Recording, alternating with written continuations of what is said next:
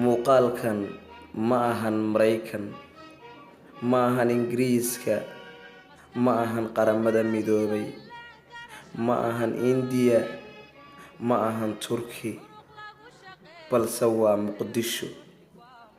waa caasimadii ummadda Soomaaliyeed. waxay soo martay waqtigan quruxda badan, balse jiilka anigu aan ka tirsanahay nasiib uma helin inay noloshan arkaan.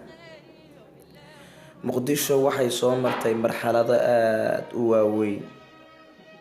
waxay soo martay marxalado kala gedisan oo ay u dambeysay burburkii Maka al-Mukarrama. caasimad qurux badan, geeda udgoon leh, indhuhu ay ku doogsadaan, jidad iyo laamiyaal aad u qurux badan. waqti ayay Muqdisho soo qaadatay, balse maanta maya, nasiib umaanan helin. waxaa ii muuqanaya daara aad u qurqurxoon, baabuur isdhaafaysa, bangigii ummadda Soomaaliyeed, jidad aad moodo dhay la shubay, dhalinyaro iskuul u wada labisan, xaruntii murtida iyo madadaalada. waxaa ii muuqanay dhismayaal casri oo waagaas hoggaanka ay u haysay Soomaaliya mar aan la aqoonin.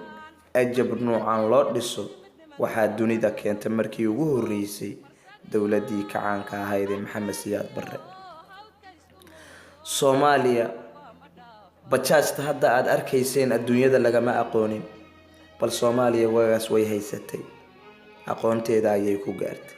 waxaana naloo yaqaanay Lion Africa, libaaxyadii Afrika.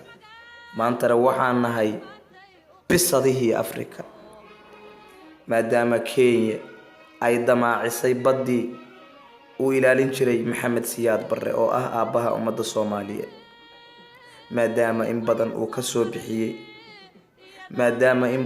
soo bixiyey burbur, rafaad, gumaysi, xanuun iyo bahdil intaba uu u bixiyey in la yiraahdo Lion Africa. waxaa inoo muuqanaya bilicdii ummadda Soomaaliyeed, caasimadii magaalada Muqdisho. waxaa dadka u kala gooshaya isgoysyada idiin muuqda ay u kala socdaan guryahooda si nabada, amniya, kalsooni ay ku dheehanta, qurux iyo ladnaani ay ku jirto. Muqdisho, Muqdisho, Muqdisho, Muqdisho waa waqti aad u qurux badan. waxaa ka faa'iideysan waayay aabbayaasha, awoowayaasha, balse haddii aan nahay jiilka maanta jira, nasiib waan u heli weyn.